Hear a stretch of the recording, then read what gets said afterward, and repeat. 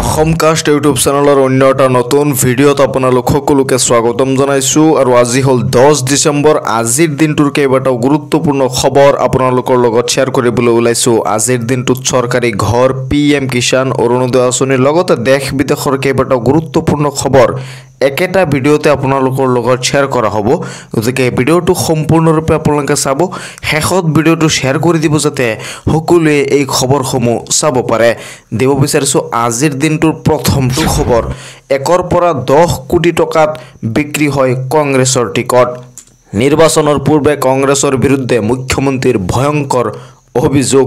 কংগ্ৰেছৰ একোটা নিৰ্বাচনী টিকট বিক্ৰী হয় 10 কোটি টকাত। কংগ্ৰেছৰ 22টা সিটত দাম উঠিব 10 কোটি টকালৈ। ইতিমধ্যে 1 কোটিকৈ প্ৰাৰ্থীৰ পৰা এডভান্স হিচাপে গ্ৰহণ কৰিছে কংগ্ৰেছে। মুখ্যমন্ত্ৰীৰ অভিযোগৰ পাছতে ৰাজ্যৰ ৰাজনীতিত চাঞ্চল্য। ৰাজ্যত সমাগত বিধানসভা নিৰ্বাচনৰ পূৰ্বে কংগ্ৰেছৰ বিৰুদ্ধে মুখ্যমন্ত্ৰীৰ ভয়ংকৰ অভিযোগ। নিৰ্বাচনৰ পূৰ্বে ৰাজ্য মুখ্যমন্ত্ৰী ডক্টৰ হিমন্ত বিশ্ব শৰ্মাই কংগ্ৰেছৰ বিৰুদ্ধে ভয়ংকৰ অভিযোগ আনিছে। কংগ্ৰেছৰ একোটা নিৰ্বাচনী টিকট বিক্ৰী হয় 1 পৰা 10 কোটি টকাত। একথা ঘোষণা কৰিছে ৰাজ্য মুখ্যমন্ত্ৰী ডক্টৰ হিমন্ত বিশ্ব শৰ্মাই। তেওঁ উল্লেখ কৰে যে কংগ্ৰেছৰ একোটা নিৰ্বাচনী টিকট বিক্ৰী হয় 10 কোটি টকাত। দিব বিচাৰিছোঁ আন এটা গুৰুত্বপূৰ্ণ খবৰ, বাবৰি মছজিদ নিৰ্মাণ কৰিবলৈ লোৱা হুমায়ুন কবিৰক হত্যাৰ ভাবুকি। আপোনালোকে হয়তো বহুতেই জানে যে বাবৰি মছজিদ নতুনকৈ নিৰ্মাণ কৰিবলৈ চেষ্টা কৰা হৈছে আৰু এই বাবৰি মছজিদ নিৰ্মাণ কৰা হুমায়ুন কবিৰক হত্যাৰ ভাবুকি দিয়া হৈছে। যে বাবৰি মছজিদৰ শিলান্যাস কৰা হুমায়ুন কবিৰক প্ৰাণে মৰাৰ ভাবুকি দিয়া হৈছে। ফোন যোগে হুমায়ুন কবিৰক হত্যা কৰাৰ ভাবুকি। সুৰক্ষা বিচাৰি উচ্চ ন্যায়ালয়ত আবেদন কৰিব হুমায়ুন কবিৰে।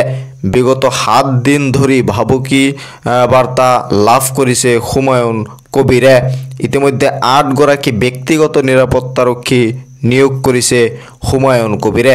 6 ডিচেম্বৰত মুৰ্ছিদাবাদত বাবৰি মছজিদৰ আধাৰশিলা স্থাপন কৰিছিল কবিৰে। ৰাজ্য চৰকাৰ আৰু ন্যায়ালয়ৰ পৰা সহায় বিচাৰিছে হুমায়ুন কবিৰে। আল্লাহৰ ওপৰত ভৰসা আছে, মোক আল্লাহে ৰক্ষা কৰিব। বাবৰি মছজিদৰ শিলান্যাস কৰা হুমায়ুন কবিৰক প্ৰাণে মৰাৰ ভাবুকি দিয়া হৈছে। আপোনালোকে বহুতেই জানে যে 6 ডিচেম্বৰ তাৰিখে বাবৰি মছজিদৰ শিলান্যাস কৰা হৈছিল মুৰ্ছিদাবাদত আৰু এই শিলান্যাস কৰিছিল যে হুমায়ুন কবিৰে আৰু ইতিমধ্যে হুমায়ুন কবিৰক প্ৰাণে মৰাৰ ভাবুকি দিয়া হৈছে। আৰু এই পৰিপ্ৰেক্ষিতত ৰাজ্য চৰকাৰ আৰু ন্যায়ালয়ৰ পৰা সহায় বিচাৰিছে হুমায়ুন কবিৰে। আল্লাহৰ ওপৰত ভৰসা আছে, মোক আল্লাহে ৰক্ষা কৰিব বুলি উল্লেখ কৰিছে। বাবৰি মছজিদৰ শিলান্যাস কৰা হুমায়ুন কবিৰক প্ৰাণে মৰাৰ ভাবুকি দিয়া হৈছে। দিব বিচাৰিছোঁ আন এটা গুৰুত্বপূৰ্ণ খবৰ যে কোনো পুৰুষে তৃতীয় বিবাহ কৰিলেই দিয়ক অভিযোগ। ৰাজ্য মুখ্যমন্ত্ৰী ডক্টৰ হিমন্ত বিশ্ব শৰ্মাই এটা বৃহৎ ঘোষণা কৰিছে। তেওঁ ভাষণৰ মাজতে উল্লেখ কৰিছে যে ভাষণৰ মাজতে মুখ্যমন্ত্ৰীয়ে মুকলি কৰিলে ফোন নম্বৰ। তেওঁ ভাষণৰ মাজতে উল্লেখ কৰিছে যে কোনো পুৰুষে যদি দ্বিতীয় বিবাহ কৰে তেনেহ'লে লগে লগে অভিযোগ দিব পাৰিব। ৰাজ্য চৰকাৰে মুকলি কৰিব ফোন নম্বৰ। সেই ফোন নম্বৰত জাষ্ট আপুনি যদি এটা ফোন কৰি দিয়ে লগে লগে সেই স্বামীজন গ্ৰেপ্তাৰ হ'ব। কোনো পুৰুষে দ্বিতীয় বিবাহ কৰিলেই দিয়ক আপুনি অভিযোগ দিব পাৰিব। এতিয়া আৰু দ্বিতীয় বিবাহ কৰাৰ কোনো সুযোগেই নাই, কাৰণ বিবাহ কৰাৰ লগে লগে আপুনি যদি সেই ফোন নম্বৰত কল কৰে লগে লগে সেই মানুহজন গ্ৰেপ্তাৰ হ'ব। কোনো পুৰুষে দ্বিতীয় বিবাহ কৰিলেই দিয়ক অভিযোগ। ৰাজ্য মুখ্যমন্ত্ৰী ডক্টৰ হিমন্ত বিশ্ব শৰ্মাই ঘোষণা কৰিছে যে যদি কোনো পুৰুষে দ্বিতীয় বিবাহ কৰে লগে লগে আপুনি অভিযোগ দিব পাৰিব আৰু চৰকাৰে অতি সোনকালে এটা ফোন নম্বৰ মুকলি কৰিব আৰু সেই ফোন নম্বৰ আপুনি সেই ফোন নম্বৰত লগে লগে অভিযোগ দিব পাৰিব। কোনো পুৰুষে কৰিব নোৱাৰিব অধিক বিবাহ। এই ঘোষণা ৰাজ্য মুখ্যমন্ত্ৰী ডক্টৰ হিমন্ত বিশ্ব শৰ্মাৰ। এজন পুৰুষে দ্বিতীয় বিবাহ কৰিলেই 7 বছৰ জেল হ'ব।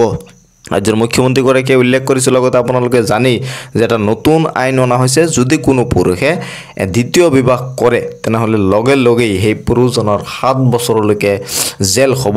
কোনোবাই দ্বিতীয় বিবাহ কৰালেই মুখ্যমন্ত্ৰীক দিয়ক খবৰ। যদি কোনোবাই দ্বিতীয় বিবাহ কৰে তেনেহ'লে লগে লগে মুখ্যমন্ত্ৰীক খবৰ দিয়ক আৰু মুখ্যমন্ত্ৰীক খবৰ দিবলৈ মুখ্যমন্ত্ৰীয়ে এটা নতুন ফোন নম্বৰ তেওঁ মুকলি কৰিব বুলি উল্লেখ কৰিছে ভাষণৰ মাজতে মুখ্যমন্ত্ৰীয়ে কৰিলে ফোন নম্বৰ মুকলিৰ ঘোষণা তেওঁ ভাষণ দি থাকোঁতে এই কথা হঠাৎ উল্লেখ কৰিছে আৰু তেওঁ অতি সোনকালে এটা ফোন নম্বৰ মুকলি কৰিব বুলি উল্লেখ কৰিছে মাত্ৰ এটা ফোন কল চৰকাৰে ল'ব ব্যৱস্থা মাত্ৰ আপুনি এটা ফোন কল কৰক কিন্তু লগে লগে চৰকাৰে এই ব্যৱস্থা ল'ব দ্বিতীয় বিবাহৰ বিৰুদ্ধে বহু বিবাহক লৈ কঠোৰ হৈছে ৰাজ্যৰ মুখ্যমন্ত্ৰী ডক্টৰ হিমন্ত বিশ্ব শৰ্মা কোনো পুৰুষে দ্বিতীয় বিবাহ কৰিলেই দিয়ক অভিযোগ যিকোনো পুৰুষে যদি দ্বিতীয় বিবাহ কৰে আপুনি ইচ্ছা কৰিলে অভিযোগ দিব পাৰিব আৰু এটা ফোন নম্বৰ চৰকাৰে ইতিমধ্যে মুকলি কৰিব বুলি ৰাজ্যৰ মুখ্যমন্ত্ৰী ডক্টৰ হিমন্ত বিশ্ব শৰ্মাই ঘোষণা কৰিছে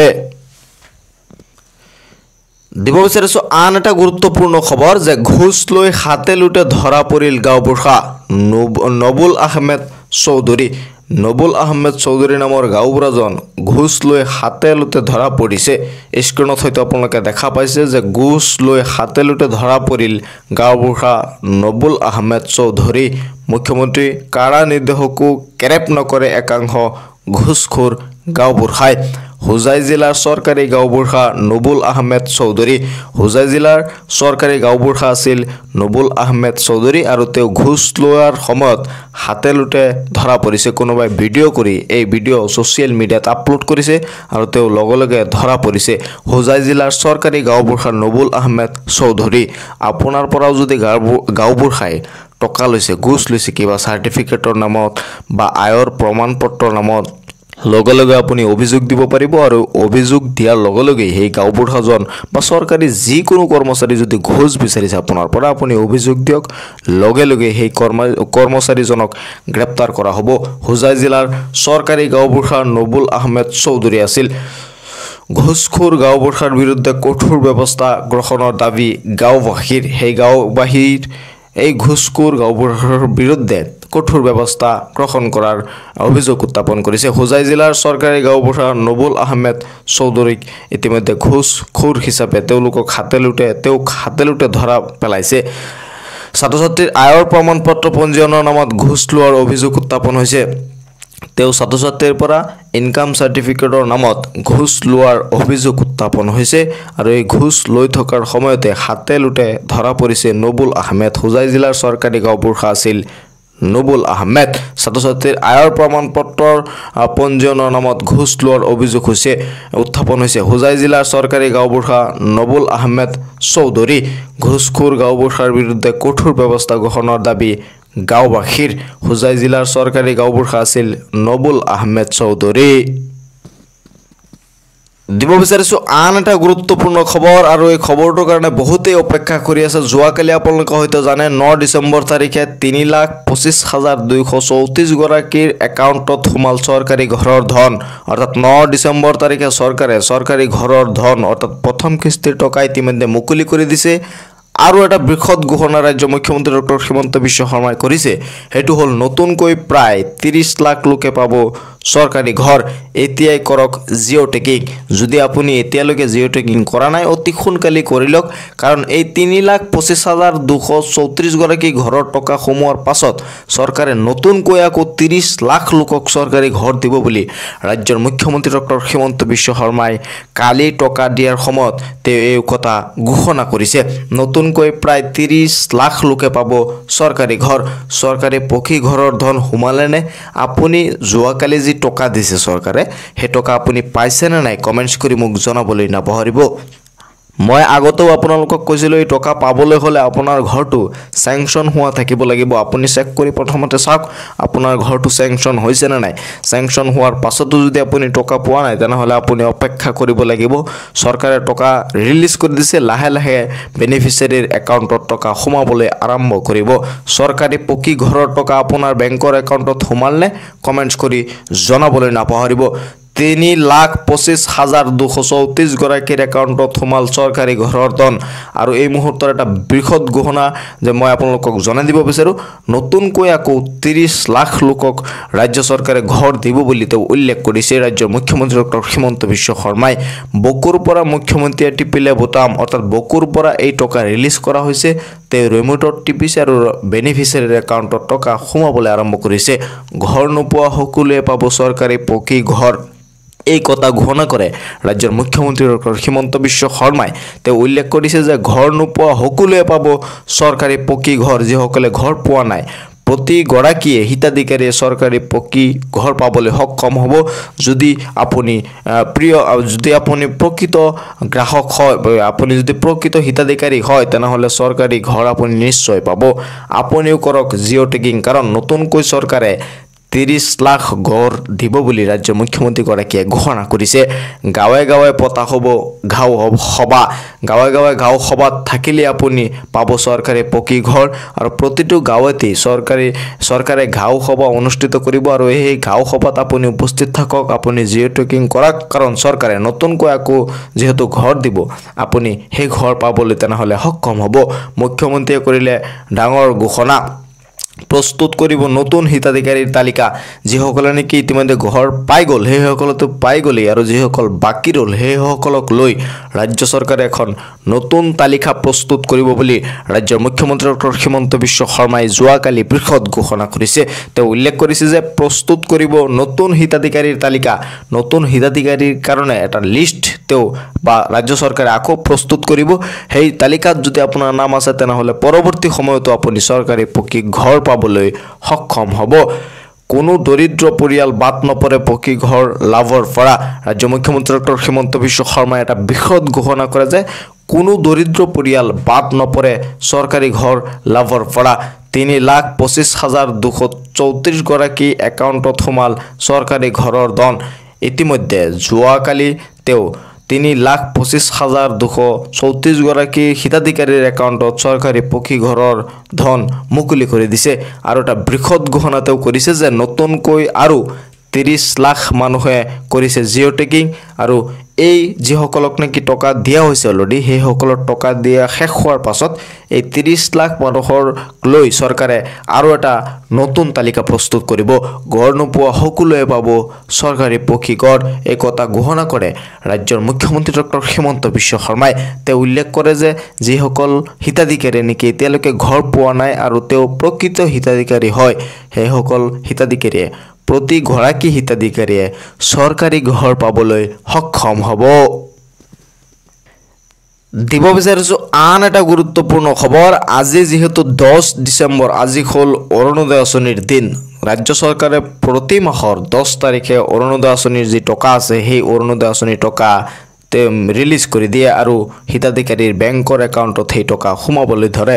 যিহেতু আজি 10 ডিচেম্বৰ, আজিও ৰাজ্যৰ প্ৰতিগৰাকী হিতাধিকাৰীৰ একাউণ্টত অৰুণোদয় আঁচনিৰ টকা সোমাই যাব। এতিয়া প্ৰশ্ন হয় যে অৰুণোদয় আঁচনিৰ টকা 1250 টকা দিব নে 3100 টকাকৈ দিব? মই আপোনালোকক জনাই দিব বিচাৰোঁ যে অৰুণোদয় আঁচনিৰ টকা এই মাহত আপোনালোকক 1250 টকাই দিব। কিন্তু অৰুণোদয় আঁচনিক লৈ ৰাজ্য চৰকাৰে অৰ্থাৎ মাননীয় মুখ্যমন্ত্ৰী ডক্টৰ হিমন্ত বিশ্ব শৰ্মাই জানুৱাৰী মাহত এটা ভাল খবৰ দিব বুলি তেওঁ উল্লেখ কৰিছিল। হ'ব পাৰে যে জানুৱাৰী মাহত আপোনালোকক অৰুণোদয় আঁচনিৰ টকা বৃদ্ধি কৰি দিব পাৰে। যিহেতু এই মাহত কোনো ধৰণৰ চেঞ্জ নহয়, তাৰমানে আপোনালোকে এই মাহত 1250 টকাই পাব। আপুনি এই মাহৰ অৰুণোদয় আঁচনিৰ টকা পাইছে নে নাই এটা কমেণ্টছ কৰি জনাবলৈ নাপাহৰিব।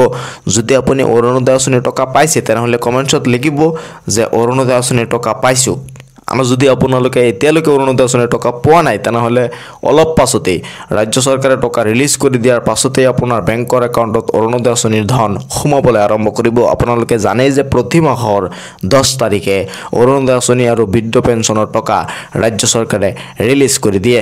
যিহেতু আজি 10 ডিচেম্বৰ, গতিকে অলপ পাছতেই নহ'লে সন্ধিয়াৰ ভাগত আপোনালোকে অৰুণোদয় আঁচনিৰ যি 1250 টকা আছে সেই 1250 টকা পাবলৈ সক্ষম হ'ব। আৰু এইবাৰ মনত ৰাখিব, ডিচেম্বৰ মাহত আপোনালোকে অৰুণোদয় আঁচনিৰ নামত 1250 টকাই পাব। ৰাজ্য চৰকাৰে যদিও অৰুণোদয় আঁচনিৰ টকা বৃদ্ধি কৰে তেনেহ'লে জানুৱাৰী মাহৰ পৰা সেই ভাল খবৰটো পাবলৈ সক্ষম হ'ব বুলি ৰাজ্যৰ মুখ্যমন্ত্ৰী ডক্টৰ হিমন্ত বিশ্ব শৰ্মাই ঘোষণা কৰিছিল। কিন্তু ডিচেম্বৰ মাহত আপোনালোকে অৰুণোদয় আঁচনিৰ নামত 1250 টকাই পাব। এই 1250 টকা আপোনাৰ বেংকৰ একাউণ্টত আজি সোমাইছে নে নাই এটা কমেণ্টছ কৰিবলৈ নাপাহৰিব।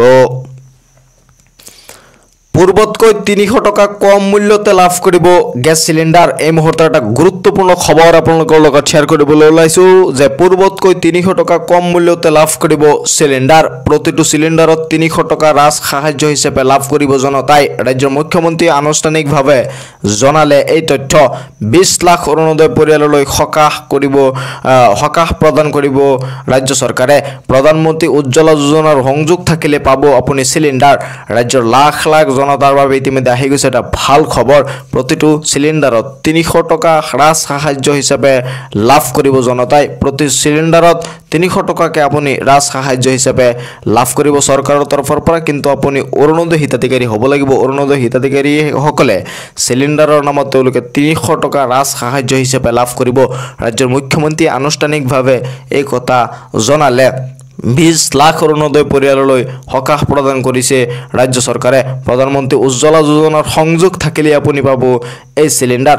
যদি আপোনাৰ প্ৰধানমন্ত্ৰী উজ্জ্বলা যোজনাৰ সংযোগ আছে তেনেহলে আপুনি চৰকাৰৰ তৰফৰ পৰা 300 টকা ৰাজ সাহায্য হিচাপে লাভ কৰিব আৰু আপুনি অৰুণোদয় হিতাধিকাৰী হ'ব লাগিব।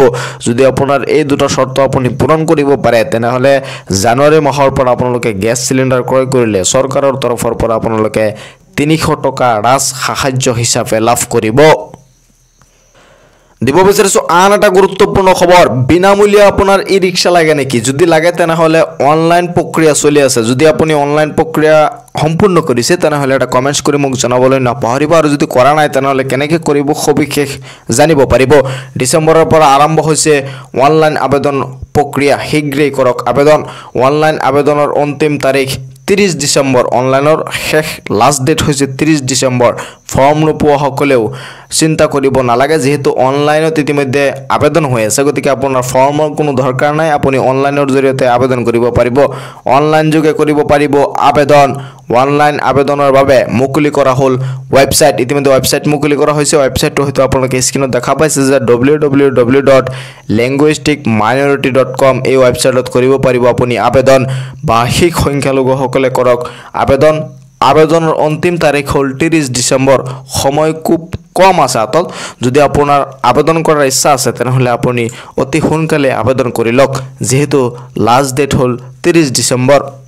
বাৰ্ষিক আয়ৰ প্ৰমাণপত্ৰ, PAN card, Aadhaar card, voter card, passport সাইজৰ ফটো হলে আপুনি কৰিব পাৰিব ই ৰিক্সাৰ কাৰণে আবেদন। অনলাইন যোগে কৰিব পাৰিব আপুনি এই আবেদন।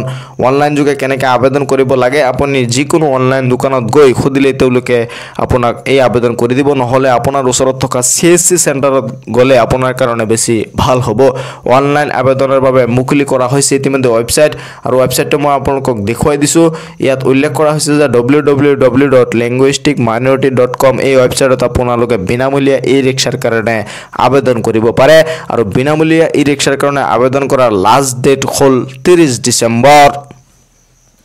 দিব বিচাৰিছো আজিৰ দিনটোৰ একেবাৰে শেষৰটো খবৰ, আৰু এই খবৰটো PM কিষাণৰ টকাক লৈ আহিছে, অৰ্থাৎ 22 নং কিস্তিক লৈ আহিছে। বহুতে বিভিন্ন সময়ত জানিব বিচাৰে যে PM কিষাণৰ 22 নং কিস্তিৰ টকা কেতিয়া দিয়া হ'ব। এই বিষয়ে ইতিমধ্যে উল্লেখ কৰা হৈছে। মই আগতেও আপোনালোকক উল্লেখ কৰিছোঁ, তথাপিও আজিৰ এই ভিডিঅ'টোত মই আপোনালোকক জনাই দিব বিচাৰোঁ যে PM কিষাণৰ 22 নং কিস্তিৰ টকাটো জানুৱাৰী মাহৰ প্ৰথম সপ্তাহতেই 2026 চনৰ জানুৱাৰী মাহত দিয়াৰ পূৰ্ণ সম্ভাৱনা আছে। স্ক্ৰীনত হয়তো আপোনালোকে দেখা পাইছে যে আৰ্লি 2026। আপোনালোকে 2025 চনত কিন্তু এই টকা নাপায়। 2026 চনৰ প্ৰথমতে আপোনালোকে এই টকা পাবলৈ সক্ষম হ'ব, যেহেতু বহুতেই এই বিষয়ে জানিব বিচাৰে। গতিকে আজিৰ এই ভিডিঅ'টোত মই আপোনালোকক জনাই দিছোঁ যে 19 নং কিস্তিৰ টকাটো আপোনালোকক 19 নৱেম্বৰ তাৰিখে দিয়া হৈছিল। 21 নং কিস্তিৰ টকাটো আপোনালোকে হয়তো বহুতেই পাইছে এই টকা, আৰু 22 নং কিস্তিৰ টকাটো 2026 চনতহে দিয়া হ'ব, আৰু 2026 চনৰ জানুৱাৰীতেই এই টকা দিয়াৰ পূৰ্ণ সম্ভাৱনা আছে। স্ক্ৰীনত হয়তো দেখা পাইছে আপোনালোকে যে the 22nd installment must be released in the late quarter of 2025 or the early 2026, for which the official date must not be announced yet. এতিয়ালৈকে অফিচিয়েল ডেট যদিও অহা নাই, তথাপি এটা ধাৰণা কৰা হৈছে যে 2026 চনৰ আৰ্লি, অৰ্থাৎ প্ৰথমতেই 2026 চনৰ প্ৰথম ভাগতেই সেই 22 নং কিস্তিত 2000 টকা মুকলি কৰি দিয়া হ'ব তো এই খবৰসমূহ শ্বেয়াৰ কৰি দিব যাতে সকলোৱে চাব পাৰে মোৰ এই চেনেলটো সাবস্ক্ৰাইব কৰি ৰাখিব যেতিয়া মই পৰৱৰ্তী ভিডিঅ' আপলোড কৰো আপোনালোকে অতি সহজতে সেই ভিডিঅ'সমূহ চাব পাৰিব ভিডিঅ'টো এতিয়া শ্বেয়াৰ কৰি দিয়ক এই খবৰসমূহ যাতে সকলোৱে চাব পাৰে মোৰ চেনেলটো সাবস্ক্ৰাইব কৰি ৰাখক লগ পাম পৰৱৰ্তী ভিডিঅ'ত চাই থাকিব আপোনালোকৰ আপোন চেনেল অসম কাষ্ট